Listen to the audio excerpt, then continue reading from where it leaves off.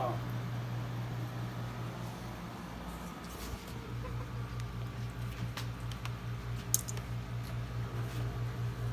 Hello.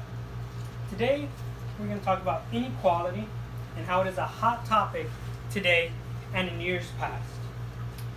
But it's also based on several factors. I can say that everyone in this room has at least experienced inequality in some form or fashion, because in here we are all minorities. I myself have experience with inequality through education and financial inequality. A significant problem in today's world is inequality, which is caused by a lack of education, wage gaps, and gender. But it can be addressed through legislation and representation. Inequality affects a wide variety of people, not just minorities. The new evidence from cross-country data states that income and education go hand in hand.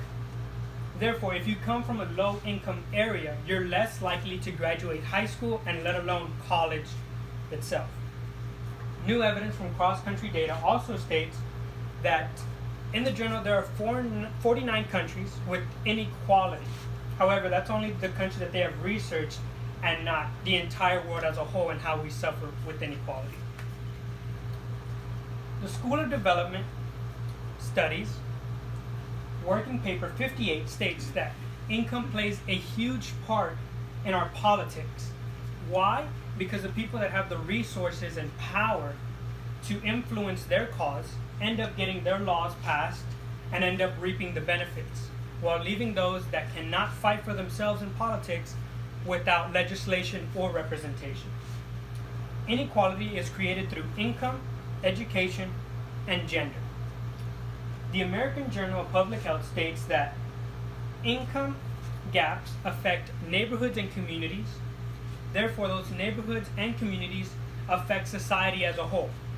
So if these neighborhoods are struggling economically, society will suffer from it as well. The European Union and Gender Equality states that for women, there are no set laws across the board that protect them from inequality.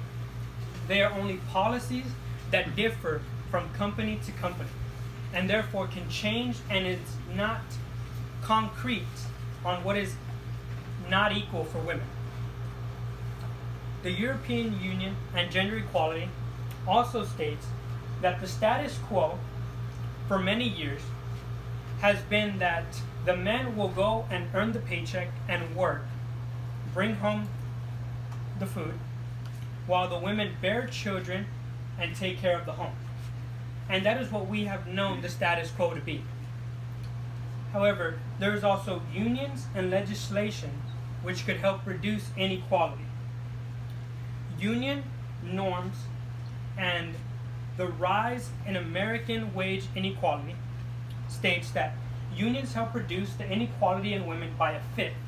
Therefore, if we have unions representing women, there is more representation to fight for their wages and fight for their rights. Certain companies do not allow unions, for example.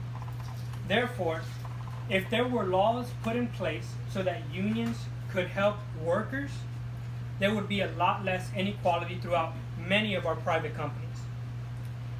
And the best thing out of all this is that every household would benefit from the minimalization of inequality.